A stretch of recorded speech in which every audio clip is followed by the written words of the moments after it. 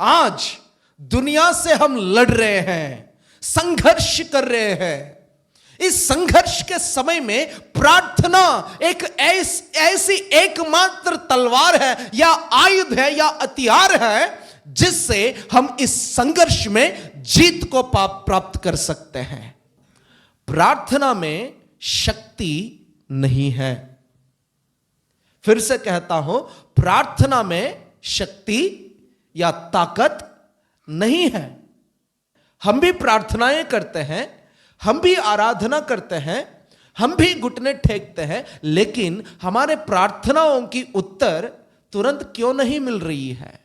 कितने भी बड़ी अपमान क्यों ना हो आपके जीवन में, कितने भी संकट के समय क्यों ना हो, अगर तुम घुटने टेक कर प्रभु के सम्मुख में प्रार्थना कर पाओगे, आज भी मेरा प्रभु तुम्हारी दुहाई की उत्तर देने के लिए जीवित है और तैयार है।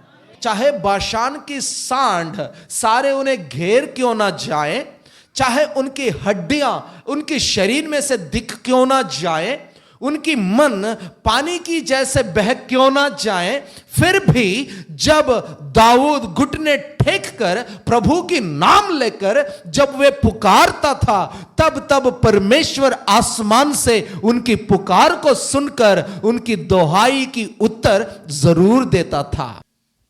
आज के वचन के लिए 22वीं भजन संहिता आयत नंबर 23 से लेकर 25 तक अगर हम पढ़ते हैं, और इस आयतों को या इस भजन को राजा दाऊद ने लिखी है, और राजा दाऊद अपने अनुभव में से इस भजन को लिखते हुए 17-18 आयतों को अगर हम पढ़ते हैं, वहां पर प्रभु यीशु मसीहा के साथ बीती हुई घटनाओं के बारे में भी हम पढ़ पाएंगे। खास करके इसमें आयत नंबर 18 को अगर आप पढ़ोगे, वहां पर इस प्रकार है, पढ़िए। वे मेरे वस्त्र आपस में बांटते हैं और मेरे पहरावे पर चिट्टी डालते हैं। यीशु मसीहा को सूली पर लटकाने के बाद या सूली चढ़ाने के बाद यीशु मसीहा की वस्त्रों को लेकर के वहां की रोमियों की सैनिकों ने आपस में लड़ाई किए और आपस में उन वस्त्रों को बांट चुके हैं, बांट लिए हैं। और इतना ही नहीं, उनकी कपड़े को लेकर के वे चिट्टियां डाले थे। और यहां पर अपनी अनुभव में से या अपने दिल की गहराई से, अपनी छोट की दर्द में से जब दाऊद इस भजन को लिख रहा था, यीशु मसीहा की जो सूली की श्रमा है या सूली की दर्द है, उससे बराबर दर्द यहां पर दाऊद महसूस करते हुए यीशु की सूली की घटना के समय होने वाली चीजों के बारे में भविष्यवाणी के रूप में इस भजन में लिख रहा था। Hallelujah, hallelujah. और यहां पर 24वीं आयत में वे कहता है, जब जब उनकी दुहाई दी जाती है, तब उनकी दुहाई को वे जरूर सुन लेता है। आमीन। जो दाऊद की दुहाई को सुनता था, वे आज तुम्हारी दुहाई को भी सुनने पाए। आमीन, हालेलुया। जो दाऊद की दर्द को दूर किया था, उन्होंने आज तुम्हारी दर्द को भी दूर करने पाए। आमीन। चाहे बाशान की सांड सारे उन्हें घेर क्यों ना जाए, चाहे उनकी हड्डियां उनके शरीर में से दिख क्यों ना जाए, उनकी मन पानी की जैसे बह क्यों ना जाए, फिर भी जब दाऊद घुटने टेक कर प्रभु की नाम लेकर जब वे पुकारता था, तब परमेश्वर आसमान से उनकी पुकार को सुनकर उनकी दुहाई की उत्तर जरूर देता था।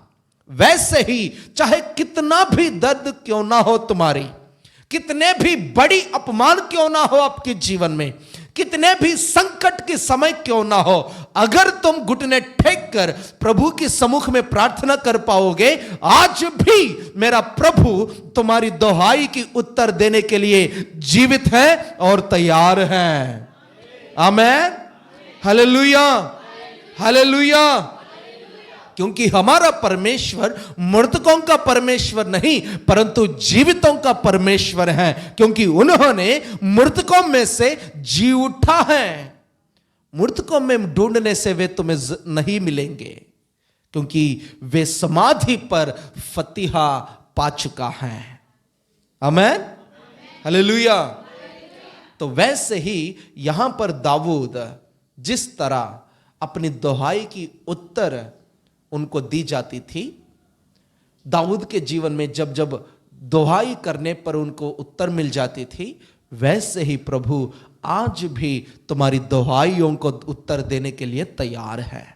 लेकिन किस प्रकार की दुहाई और कैसे दुहाई दाऊद देता था, कैसा वो घुटना टेकता था, कैसे वो पुकारते थे। हम भी दुहाई करते हैं, हम भी प्रार्थनाएं करते हैं, हम भी आराधना करते हैं, हम भी घुटने टेकते हैं, लेकिन हमारे प्रार्थनाओं की उत्तर तुरंत क्यों नहीं मिल रही है? हमारी दुहाई की उत्तर या जवाब परमेश्वर की ओर से हमें क्यों नहीं मिल रही है? लेकिन यहां पर दाऊद तो कहता है मेरा दुहाई की उत्तर उन्होंने दी। लेकिन वही दाऊद अगर यहां खड़ा होता तो फिर वो पूछता है आपसे, जब मेरी दुहाई की उत्तर मिल जाती है तो तुम्हारी दुहाई की उत्तर क्यों नहीं मिल रही? दुहाई तो सेम है। मैं आपसे कहना चाहता हूं, प्रार्थना में शक्ति नहीं है। फिर से कहता हूं, प्रार्थना में शक्ति या ताकत नहीं है, क्योंकि प्रार्थना इस धरती पर हर एक इंसान करता है। मुसलमान भाइयों को देखिए, वे भी प्रार्थना करते हैं। दिन में 3-3 बार वे प्रार्थनाएं करते हैं। और हिंदू भाई बहनों को देखिए, अपने घर में भी एक छोटा सा मंदिर बना करके वे भी सुबह और शाम प्रार्थनाएं करते हैं। इस धरती पर जितने भी इंसान हैं वे सब प्रार्थनाएं जरूर करते हैं, और हम भी प्रार्थना करते हैं। इसलिए प्रार्थना में कोई ताकत नहीं है, कोई बल नहीं है, कोई शक्ति नहीं है, परंतु प्रार्थना में, उस प्रार्थना में शक्ति है जिस प्रार्थना उनकी उपस्थिति में की जाती है। हालेलुया, हालेलुया, आमीन, हालेलुया। प्रार्थना, जो प्रार्थना प्रभु की उपस्थिति में की जाती है, उस प्रार्थना में ताकत छुपी हुई है। वैसे नॉर्मल प्रार्थना करने से कोई ताकत नहीं है। इसलिए चाहे हम सुबह करें या चाहे दोपहर में करें, चाहे रात को करें, कोई फर्क नहीं पड़ता है। परंतु जब उनकी उपस्थिति तुम पर छा जाती है और उस समय में जो प्रार्थना की जाती है, उस प्रार्थना की उत्तर जरूर मिल जाती है। आमीन, हालेलुया। ऐसी प्रार्थना करना सीखे। प्रार्थना पहले उनकी उपस्थिति को खींचना चाहिए हमारे तरफ। और प्रभु की वचन में लिखा हुआ है, जहां 2 या 3 उनके नाम में इकट्ठे हैं, वहां पर वे जरूर हाजिर हैं, उनकी उपस्थिति वहां पर है।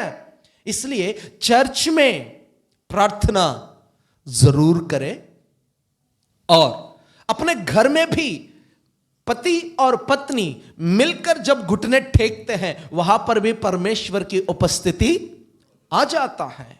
क्यों? वहां पर 2 है। हालेलुया। और प्रभु कहता है, जब तुम उपवास प्रार्थना करने के लिए बैठोगे, तब आप अपने कमरे में जा, अपने कोठरी में जा, अपने दरवाजे बंद करके गुप्त में प्रार्थना करे, ताकि गुप्त में जो तुम्हारा पिता है वे तुम्हारी गुप्त में किया हुआ प्रार्थनाओं को सुन पाए और उनकी उत्तर देने पाए। हालेलुया। इसका मतलब प्रार्थना जब जब हम करते हैं, तब तब उस प्रार्थना में ताकत भरने वाली एकमात्र चीज है, वो है परमेश्वर की उपस्थिति। और उस उपस्थिति पवित्र आत्मा के रूप में हमारे अंदर वास करता है। Hallelujah, hallelujah. इसलिए जब भी हम प्रार्थना करें, उस प्रार्थना की उत्तर के लिए हमें इंतजार करना बहुत ही जरूरी है। और एक्सपेक्टेशन के साथ प्रेयर करें। बिना एक्सपेक्टेशन, बिना उम्मीद तुम प्रार्थना मत करो। प्रार्थना 2-3 बात बोलना नहीं होता है। प्रार्थना की मतलब परमेश्वर से बातचीत करना होता है। एक इंसान दूसरे इंसान से जिस तरह बातचीत करते हैं, उस तरह प्रार्थना परमेश्वर जिसने इस सारी भूमंडल को रचना किया, जिसने तुम्हें और मुझे बनाया, और उस परमेश्वर से बातचीत करने का समय है प्रार्थना। और उस प्रार्थना को मामूली से या लापरवाही से ना करें। हालेलुया, आमेन, आमेन। और इस प्रार्थना को दाऊद कैसा किया था? उनकी दर्द में से, छेदा हुआ अपनी दिल की गहराई में से, हारा हुआ उनके जीवन में से। लोग उन पर थूक रहे थे, लोग उन्हें अपमान में डुबाए थे, उन पर निंदा डाल रहे थे। बहुत सारे गलत चीजें उन पर डालने पर भी दाऊद अपने दिल में हिम्मत के साथ प्रार्थना किया। उस हिम्मत में से आया हुआ प्रार्थना को परमेश्वर ने सुन लिया। आमेन, हालेलुया। तो आज मैं आपको 3 ऐसी प्रार्थनाओं की परिचय देता हूं, कैसे दुहाई करनी है, और उन 3 गुणों के बारे में हम देखते हैं और वैसे ही प्रार्थना करने की कोशिश करेंगे, ताकि जिसने दाऊद की दुहाई को उत्तर दिया, वे आज हमारी प्रार्थना को भी उत्तर देने पाए। Hallelujah, hallelujah. पहला प्रार्थना देखिए, पहली इतिहास की पुस्तक 5वां अध्याय आयत नंबर 20। पहला प्रार्थना देखते हैं। पहला प्रार्थना पहली इतिहास की पुस्तक अध्याय नंबर 5 आयत नंबर 20 पढ़िए। उनके विरुद्ध इनको सहायता मिली और अग्री उन सब समेत जो उनके साथ थे उनके हाथ में कर दिए गए, क्योंकि युद्ध में इन्होंने परमेश्वर की दुहाई दी थी और उसने उनकी विनती इस कारण सुनी। Hallelujah, hallelujah. यहां पर एक ऐसे प्रजा है जो इज़राइलियों में से 3 गोत्र हैं, रुबेनियों की गोत्र, गादियों की गोत्र और मनुष्य गोत्र में से आधा लोग। वे सब मिलकर युद्ध लड़ने गए हुए थे, क्योंकि इनकी चारों तरफ जो लोग थे वे इनसे युद्ध करने आए हुए थे। और उस समय में इस प्रजा ने परमेश्वर के सम्मुख में प्रार्थना किए, और समय ऐसी थी, युद्ध का समय था, लड़ाई की समय थी, जंग की लड़ाई की समय था। उस युद्ध के समय में वे सभी मिलकर परमेश्वर से दुहाई दे रहे थे। हालेलुया। हमारे जीवन में भी अलग अलग प्रकार की जंग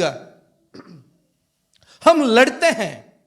आज दुनिया से हम लड़ रहे हैं, संघर्ष कर रहे हैं।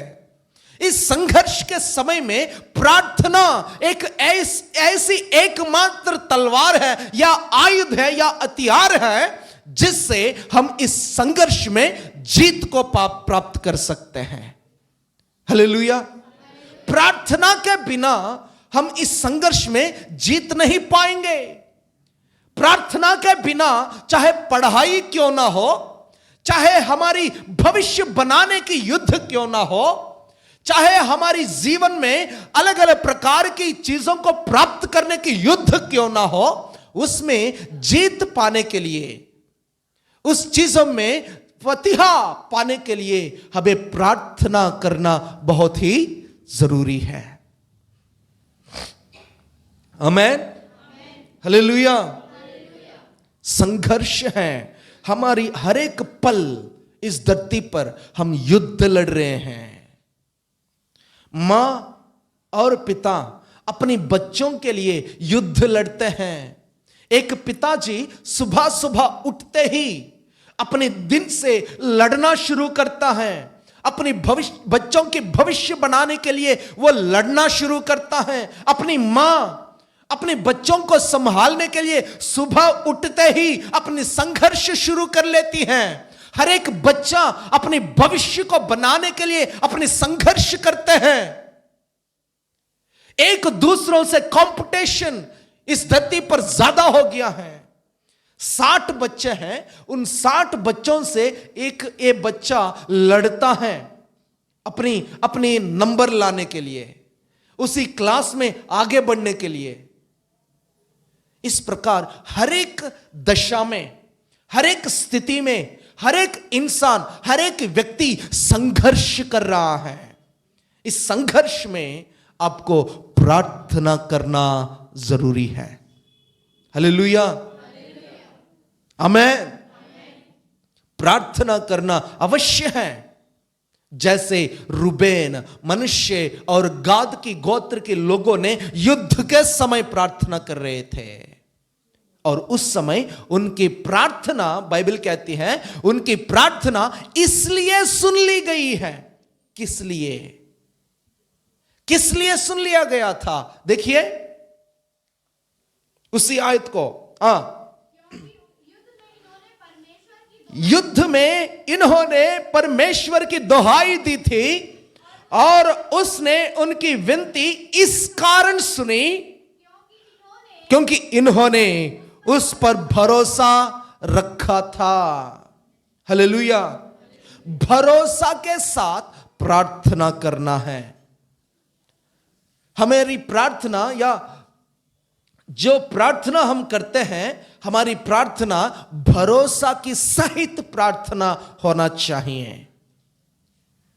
भरोसा को तोड़कर प्रार्थना ना करें, भरोसा को छोड़कर प्रार्थना ना करें। Hallelujah, hallelujah. कुछ दिन पहले मैं अपनी बच्चा के साथ खेल रहा था, और वो एक ऊंचाई पर खड़ा है, और खड़ा होने के बाद और दौड़ते दौड़ते आकर छलांग मारा।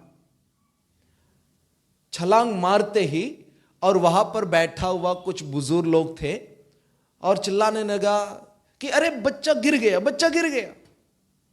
लेकिन बच्चा गिरा नहीं था। क्यों? क्योंकि मैं वहां था। जैसे उन्होंने छलांग मारा, वैसे मैंने उसको पकड़ लिया। उसने पापा 1 2 3 खुद लिया। जब उसने इशारा मारा कि 1 2, मुझे समझ गया, मैं समझ गया था कि ये अभी कूदने वाला है। तो फिर मैं तुरंत पहुंच गया और उसको पकड़ लिया। और पकड़ने के बाद मैंने चेयर पे बैठा। फिर उसको मैंने अपने पैरों पे बिठाया था, और बिठाने के बाद फिर से वो ऐसे पीछे के तरफ मोड़ रहा था। और वहां के लोग कह रहे, अरे ये क्या कर रहा है, ये गिर जाएगा, गिर जाएगा। लेकिन वहां एक और दादाजी थे, वो कहने लगे, पहाड़ जैसे पापा इसका यहां पर बैठा है, तो फिर ये कहां गिरेगा। हालेलुया। पहाड़ जैसी हिम्मत इसके अंदर इसलिए है क्योंकि इसका पापा यहां बैठा है। भरोसा होने से ही कि मेरा पिताजी है यहां पर, मुझे गिरने नहीं देगा। इस प्रकार की भरोसा उनके अंदर होने से वो इतना ऊंचाई जगह से भी वो छलांग मार पाया।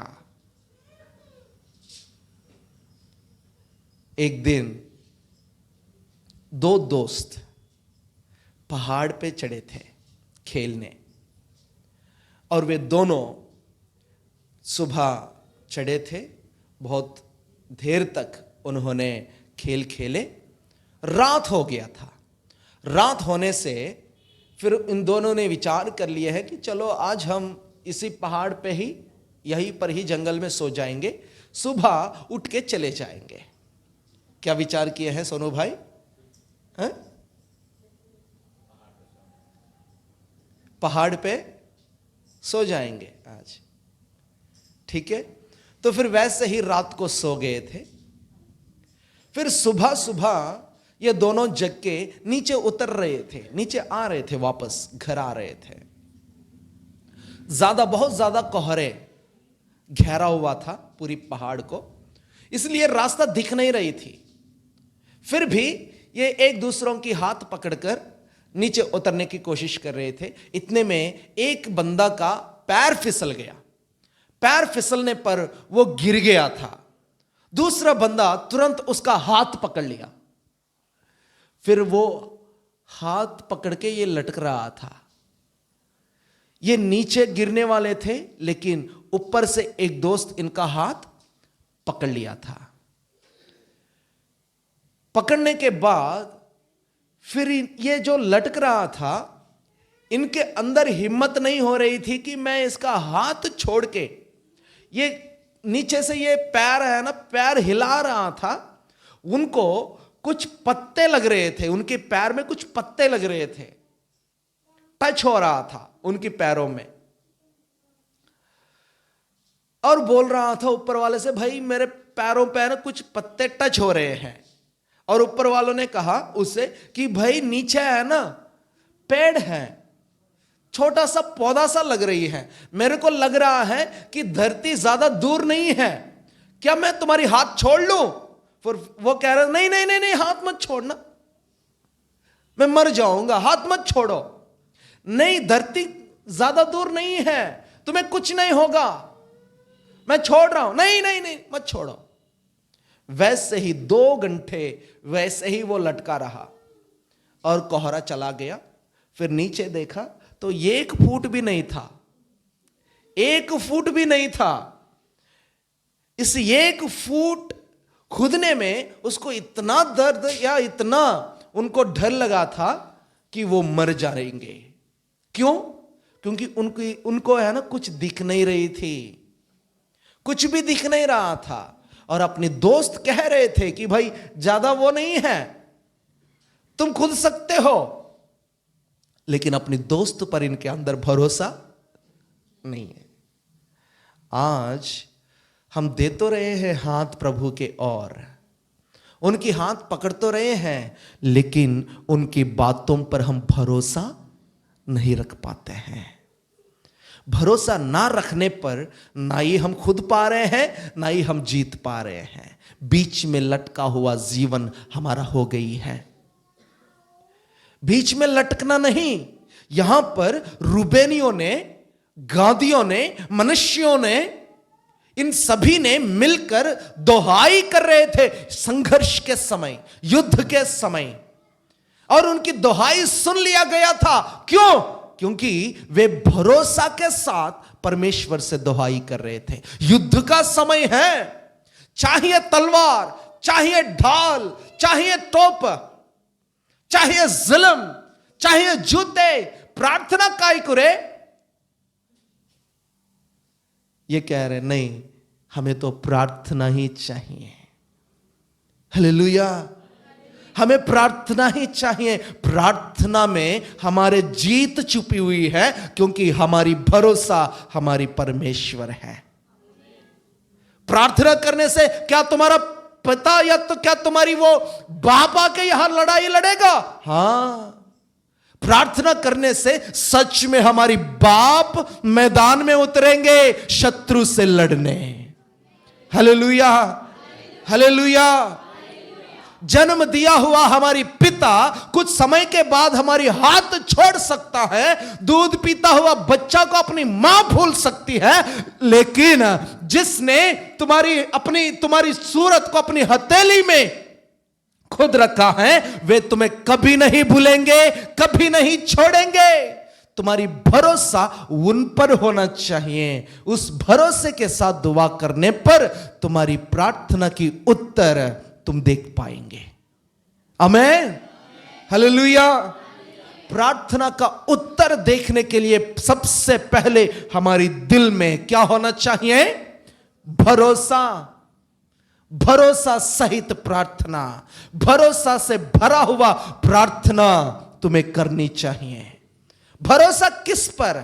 पास्टर पर नहीं, किसी प्रभु की दास पर नहीं, किसी संस्था पर नहीं, किसी व्यक्ति पर नहीं, किसी लोगों पर नहीं, किसी मशीन पर नहीं, परंतु सृष्टिकर्ता यहोवा पर भरोसा रखकर दुआ करोगे तो तुम्हारी दुआ की उत्तर जरूर मिलेगा। Hallelujah, hallelujah, hallelujah. बोलो, मेरे अंदर मेरा यीशु पर भरोसा है। आज से भरोसा के साथ मैं प्रभु से प्रार्थना करूंगा। आमीन। भरोसा के साथ प्रार्थना करके देखिए, उन पर टेक लगाकर चलना शुरू करें, ताकि तुम्हारे जीवन में अद्भुत चमत्कारों को तुम अनुभव कर पाओ।